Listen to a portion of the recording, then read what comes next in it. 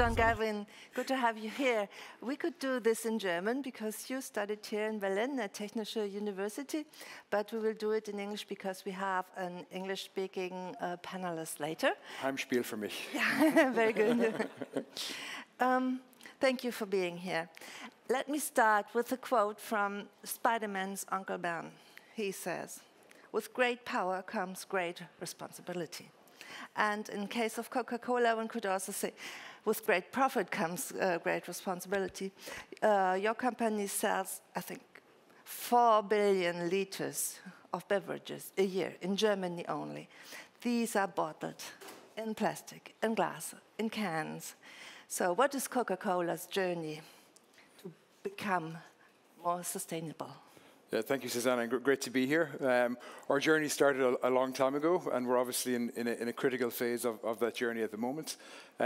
We defined in 2019, more recently, that we would reduce 30% of our carbon out of our system by 2030 and be carbon neutral by 2040.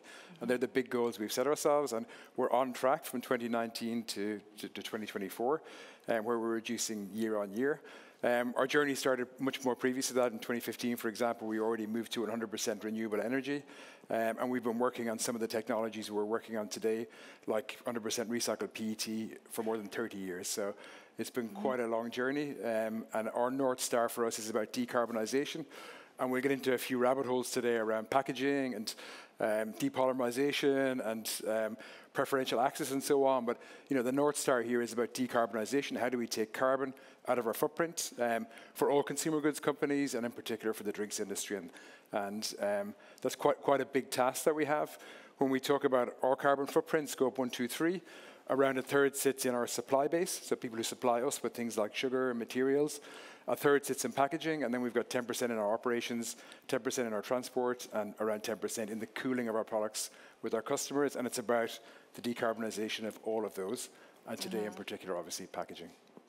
Yeah, today we will focus on packaging, more or less. So there's a big issue of single-use bottles or refillable systems. And you told me that you're not there to, or I don't know, tell me, what is your way to handle this?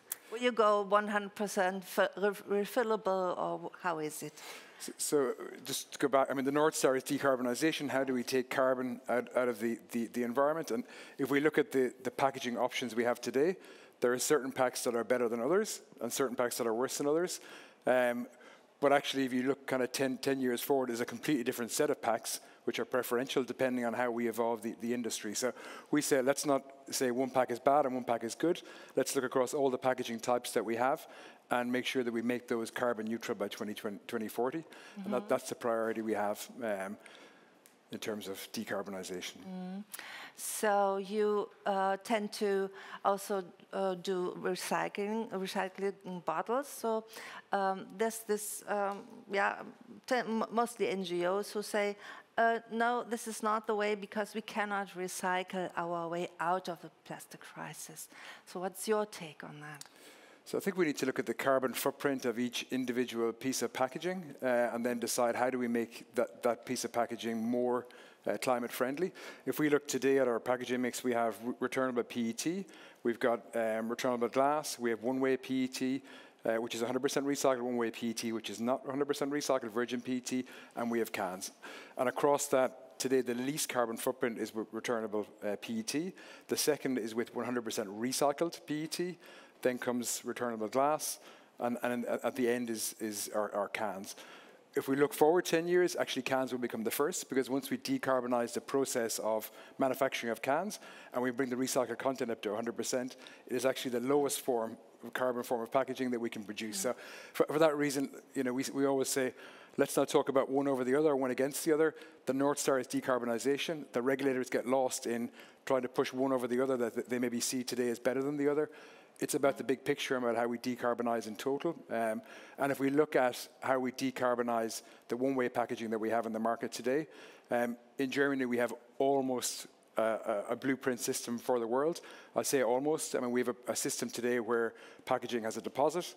The consumer buys, he returns it back, he or she. And we have 97% of the packaging returns back through the system. If it's returnable, back to the manufacturer. If it's one way, it goes back into the recycling system. I say it's almost an example for the rest of the world, with one exception, and it's here on the screen. You can see that less than half of the material that's collected today is reused in a circular manner by the drinks industry. The majority goes into downcycling. It goes to the garment industry, it goes to the shoe industry, it goes to the toys industry, it goes to the home cleaning industry, and they like this material because it's high quality PET, which they can use then in their system. The issue for us is that we can't serve ourselves from other sources of PET. We have to serve ourselves from this high quality food grade PET. And actually the bizarre thing about what's happening is that because other industries have access to our high quality PET, they are not recycling from other sources. So it's also stopping the circular economy with other materials, and that's why we would like the regulator to come in, to step in and to say, let's have preferential access for the drinks industry, which to drive a circular economy. Yeah. And I look forward to hearing from our other guests as well on that topic, because the PPWR is obviously quite an interesting development in that space. We will ask later the man from the German Ministry for the Environment what he thinks about this, or what your call is. So give us all bottles back, because we want to reuse them for a good purpose. Thank you for mentioning Germany as kind of superhero of. Almost. Why almost? What's missing, you think? Almost. I mean, today we have the material that comes into our system. The majority of it is used in downcycling. And if we defined that the material should be used in the drinks industry in a circular manner, then we would really have a blueprint system that could be exported around the world, which would take significant amounts of carbon out of the drinks industry. And this then becomes a blueprint for the consumer goods industry. You can see here, this is an industry that is really a shining example of how decarbonization can work in a consumer society. Very good. Then let's ask Dr. Bodo Lindscheid to come up to the panel, and welcome. Emmanuelle Maire. She's there. Hello, Emmanuelle. Good to see you. Maybe I could directly pass over the question of what do you think about this, Mr. Lindscheid, when you hear that what kind of demand the industry has with regard to the recycling system in Germany? Direct question.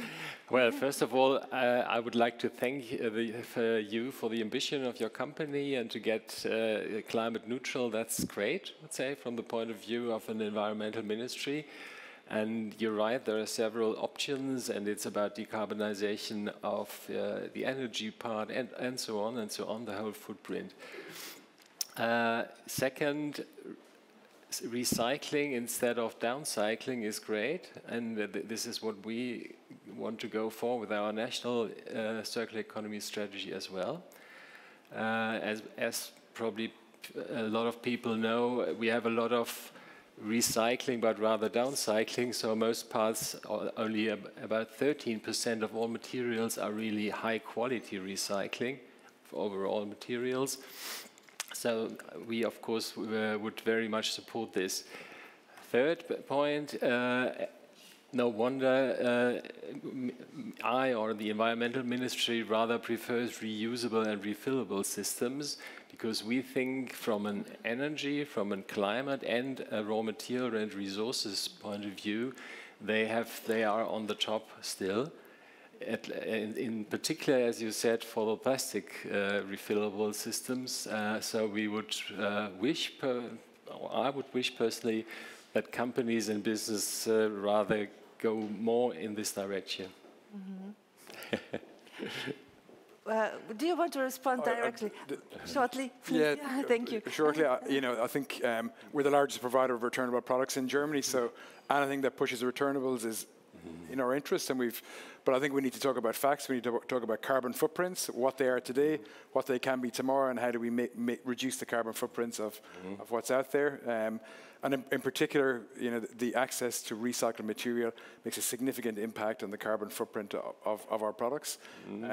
I don't want to talk down any returnable packaging, but the carbon footprint of returnable glass is significantly higher than 100% recycled PET, even into the future after we drive decarbonisation. So, you know, providing preferential access and the ability to use these materials again and again in a circular economy makes a massive difference to the industry. There we have a match. I hesitate to call you Bodo, but it makes it so much easier. So please forgive me. Bodo, please tell us. You mentioned the German strategy for recycling or recycling industry. Can you elaborate a bit? What are we waiting for? It should come out soon, I heard. Yes, you're right. So the National Circular Economy Strategy we are working on is indeed coming soon. In the next weeks, I would say, will come out for the government discussion and with the aim of finalizing it in the cabinet before summer. So it's coming. We worked on it all over the last year with a very broad industry and NGO dialogue, so to bring in all voices, so to say. It is not only about packaging. Packaging is only a small part, as you probably know, of all raw materials. It's about all materials, goods, services, all the material flow, so to say. Very similar to the Commission activities, actually, and the EU activities, which I would like to congratulate to the Commission at this stage. Very similar to the Circular Economy Action Plan on EU level. And we want to do our part now on the national level, discussing and developing new targets for the national level, new instruments, new measures. Instruments and measures for all the fields of actions, from buildings, packaging, plastics, metals, and so on, including energy, wind turbines, for instance, too, or digitalization, public procurement, and so on. And the instruments we want to develop are on the national level. For instance, public procurement as a major leverage, so to say, to bring the circular economy forward, but also on the EU level, because a lot of really effective measures have to be on EU level in the internal market, like, for instance, the eco-design product standards, ESPR, which we very much support, and we would like to push actually on the Commission to fasten as far as possible. Or let's say instruments like the digital product pass, which could bring a new information system around the cycle for businesses, all sectors, a data space, so to say, and so on. So all kinds of instruments and measures, and well, we are happy to bring it out. We think it will be a major contribution to climate, in particular to our industry, because circular economy, as the colleague from Boston Consulting not forget, but mentioned a little bit, circular economy is a major source of for decarbonization, in particular for the industry, for steel industry, cement, plastics, and so on. And perhaps last sentence, we think it is a major contribution to security. You know, this morning security and defense was the major topic, and I think how to get our raw materials and to reduce our dependency on countries like China, Russia, wherever, is another major source of security, and we would like to work on this issue as well. Susanna, may I ask a follow-up question in my own personal interest? Yeah, you're moderator too. Yeah, which is, I mean, the PPWR promotes the circular economy, and it foresees preferential access for the players in those industries to have preferential access. Yeah. In your circular economy strategy, will we see preferential access for the actors within those closed systems? Preferential access, well, I would say you have to work on every level of the cycle, from the product design, production, logistics, use, consume, up to. Or did I misunderstood the question? I think it's still the issue of the bottles that he wants to have back, and they are kind of so precious that they shouldn't be downcycled. I think this is what you want to. The question of recycling versus downcycling of the material. Yes. Yeah. Well, of course, I agree. I would say real recycling of materials to get new raw materials is the preferential way. This is the focus, I would say. Yeah, but the PPWR specifically says there should be preferential access given. Member states need to regulate it. So what's Germany going to do about it? Okay.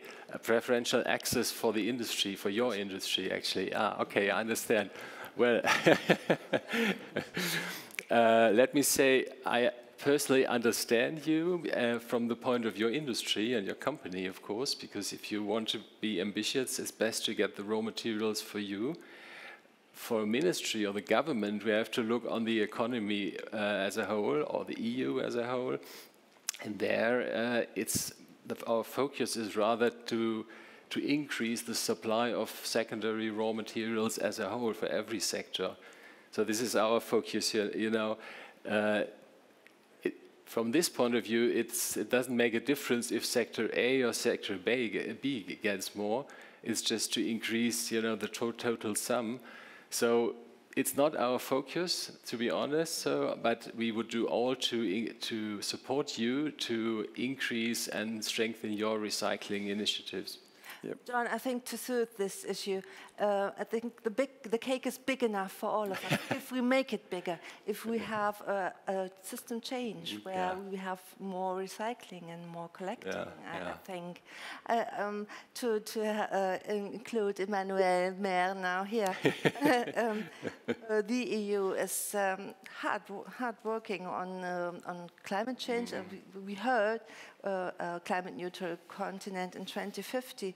And one of the cornerstones of this plan is a circular economy.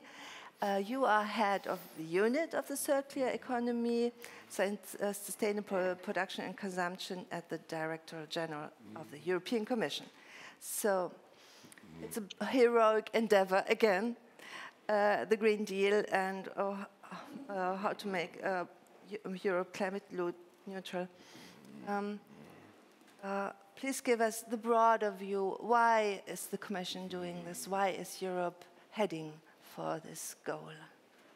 Yes, good afternoon to all, and sorry not to be with you in Berlin.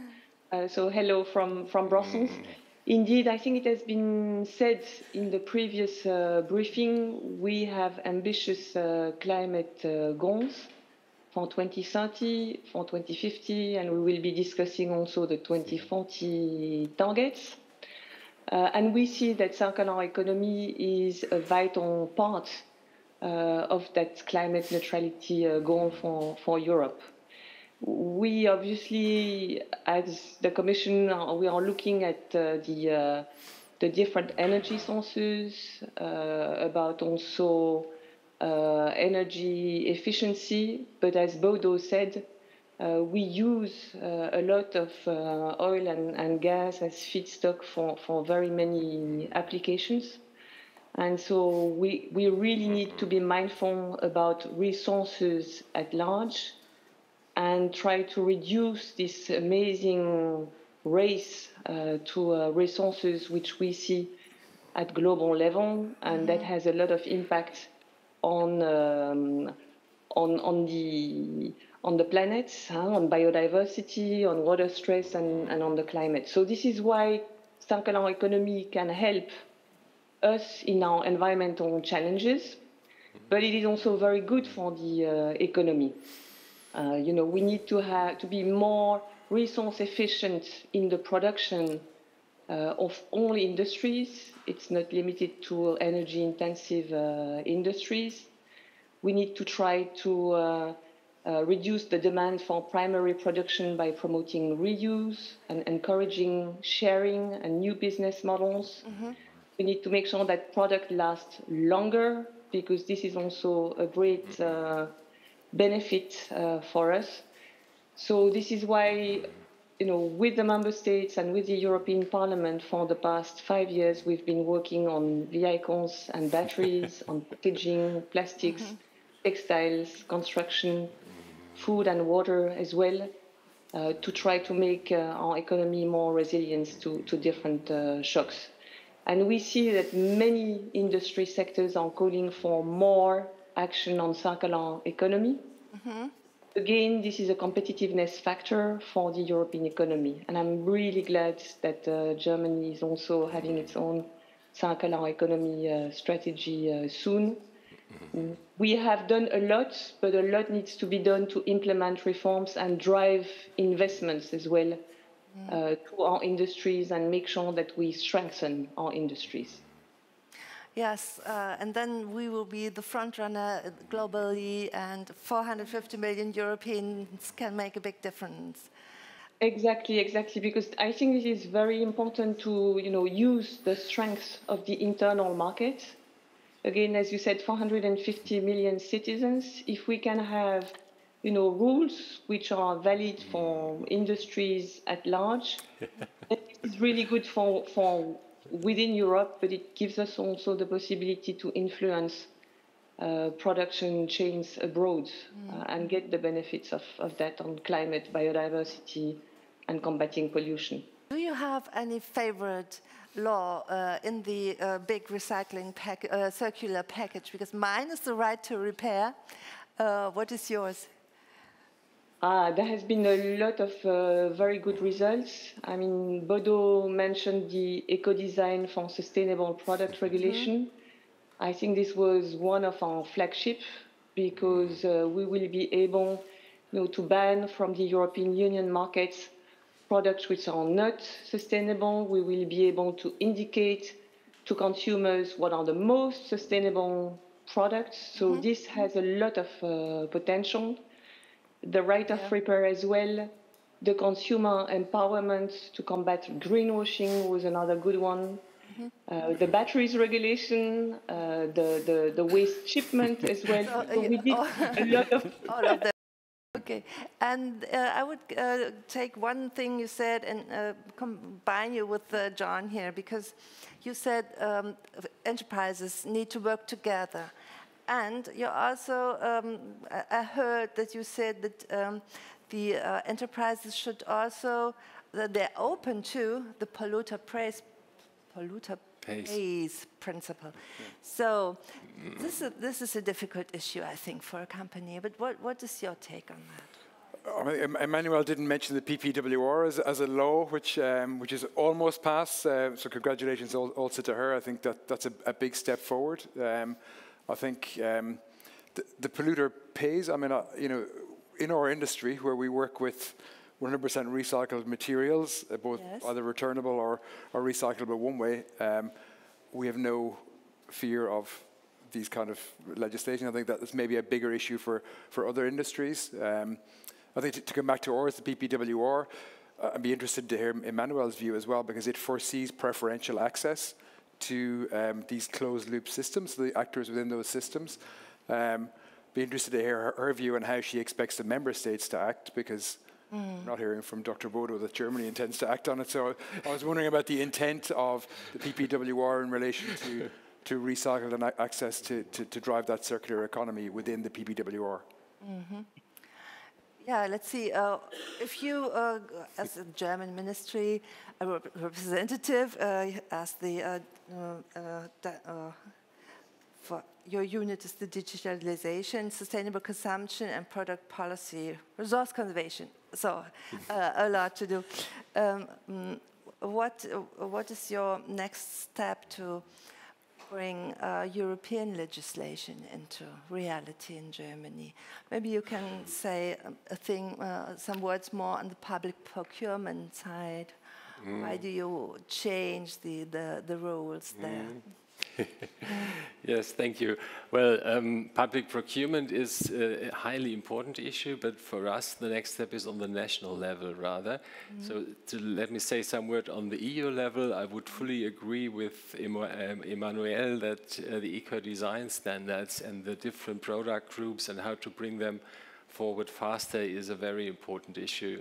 I would say there are a lot of important issues on the EU level. I mentioned the digital product pass and many other things, and we would be happy to make suggestions in our national strategy for this. But coming back to public procurement, as I said, a major leverage because of the huge demand power of the public sector. Where we are now at the moment is we have legislative acts and criteria for circular procurement, so to say, but it is not that much used in practice. And the reason why is that the authorities who are really doing the public procurement very much look on the price still, as they did for the last 20, 30 years, I would say. They have to, by law. Yeah. They have to follow the law, the household and finance laws on the one side, and the environmental laws on the other side. But up to now, the household side is winning, I would say, in 80 or 90%. And it is winning in the way that things are bought which are cheap, which the price you pay is crucial. And the next step, I would say, is price is always and costs are important, to bring them to a view that you look at the cost of the life cycle of a project. So the whole life term, let's say for 5 or 10 years, how much does it cost over the time the product is used or the installation? And what we want to do is to develop specific guidelines, new guidelines for the public sector and the federal sector level at first, to bring the authorities really use circularity as the main criteria. And then this is the first step, and then we want to do it together with the economics ministry. And then as a next step, of course, you have to look to the state level, to the local authorities. So it's a long way to go, I would say, but we really want to do the first step this year. Yeah, I'm very curious to know what the strategy will look like in the whole. So I have a question here on my pad, which looks simple, but maybe it's not so easy to answer. It's for you, John. Somebody who doesn't mention his name says, why not transition back to 100% glass products? Yeah, I think a great question. I mean, first of all, glass is a fantastic packaging. Also, in a returnable closed-loop system. If you look at the carbon footprint of glass, though, it's significantly higher than other packs because the manufacture of glass requires a lot of carbon. The washing of glass, the washing and cleaning requires a lot of carbon, and it's heavy in transport in and out. That creates a lot of carbon. We have plans to decarbonize all of those, but for that reason, picking one pack and say we're all going to go after that is not the right solution today, and maybe not in the future as well. Apart from that, the consumer at the end of the day decides, and there's consumers who want to drink cans, those who want to drink glass, those who want returnable PET, those who want PET. It's our job as a supplier to make those reducing carbon over time and get them carbon neutral by 2040, and that's our strategy as CCP. Yeah, because also politics has its words to say and give the framework you work within. So we are nearly run out of time. Is there a question here in the room? No? We have to stop because others were late. From my watch, we have still 5 minutes, but, well, shall I wrap up? Yeah? Last question for all of you, or the three of you is,